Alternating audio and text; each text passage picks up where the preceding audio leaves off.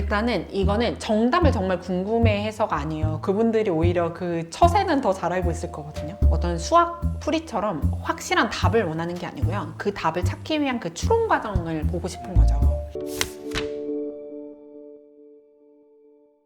상사가 부당한 업무를 지시한다면 어떻게 대처할 건가요? 라는 질문이 있을 텐데 이거는 사실 일해보지 않은 입장에선 가장 어려운 질문 중에 하나인 것 같아요. 네. 그래서 어떻게 답변해야 현명한 걸까요? 이거는 진짜 실제로 부당한 지시를 받아서 고민하는 분들도 저한테 전화 많이 오는데 신고하라고 얘기하고 네, 일단은 이거는 정답을 정말 궁금해해서가 아니에요. 그분들이 오히려 그 처세는 더 잘 알고 있을 거거든요. 어떤 수학 풀이처럼 확실한 답을 원하는 게 아니고요. 그 답을 찾기 위한 그 추론 과정을 보고 싶은 거죠. 그래서 만약에 이제 부당한 업무 지시를 했는데 어떻게 할 건가요? 라고 했을 때는 정말로 어려운 문제를 닥쳤을 때 어떻게 해결해 가는지 커뮤니케이션 그런 능력을 보기 위한 거고요. 부당한 업무가 무엇인지에 대한 정의를 내리고 기업과 나의 피해를 최소화할 수 있는 방법이 뭔지를 좀 고민을 해서 어떤 시점에 어떻게 커뮤니케이션 해야 될지에 대해서 좀 구체적으로 답을 해주는 게 좀 좋을 것 같습니다. 부당한 지시에 대한 정의를 내려야 된다고 하셨는데 자기 생각을 말하면 되는 걸까요? 부당한 업무가 어떤 거라고 생각한다. 기준을 그냥 자기가 스스로 정하면 네. 되는 걸까요? 저의 경우에는 만약에 이런 질문을 받았다면 네네. 예를 들어서 부당한 업무가 불법적인 거면 그거는 당연히 따르지 않는 게 맞잖아요. 예, 그렇기 때문에 그런 해당 오더에서는 합법 안에서 해결할 수 있는 방법을 좀 지혜롭게 찾아볼 것 같습니다. 왜냐면 그분은 그런 불법을 저지르기를 원하시는 게 아니고 또 기업은 장기간 가야 되는 구조이기 때문에 근시안적인 해결을 만드는 거는 좋지 않다고 생각하고 건강한 기업이 될 수 있도록 할 수 있는 다른 방법을 강구해 볼 것 같습니다.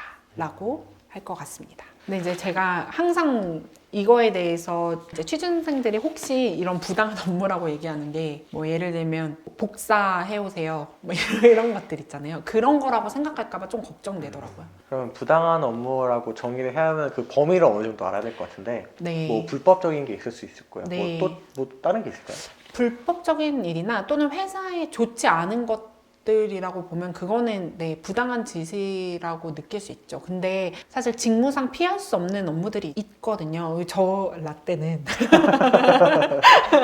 나 꼰대 같은데? 저 어릴 때 보면 복사를 하더라도 네. 그 복사에 무슨 내용이 있는지를 살피며 복사하는 애들이 나중에 성장한다 막 이런 얘기도 했단 말이에요. 그래서 단순 업무가 주는 분명히 중요성이 있어요. 저도 제가 기획을 하지만 운영이 없이 기획을 하면 진짜 실패한다고 항상 얘기하거든요. 그래서 오히려 이제 엄청 내노란 컨설팅 회사를 다녔더라도 운영 경험이 없는 컨설턴트들은 사실 이제 실제로 와서 기획, 뭐 인사기획이나 이런 펑션 다시 오게 되면 온보딩 하는 과정에서 진짜 문제가 많아요. 왜냐면 이제 농법 이런 거 법도 잘 모르고 운영을 어떻게 해야 되는지 사람은 진짜 긴 호흡에서 운영을 해본 경험이 없는 거예요. 그런 거를 생각해 봤을 때 직무적으로 자기가 생각하기에 내 업무 영역이 아닌데 라고 생각했던 것들을 부당한 업무라고 생각하기보다는 이걸 통해서 자기가 뭘 배울 수 있는지를 좀 다른 뷰에서 보는 게 본인의 성장에 도움이 될 거라고 생각합니다.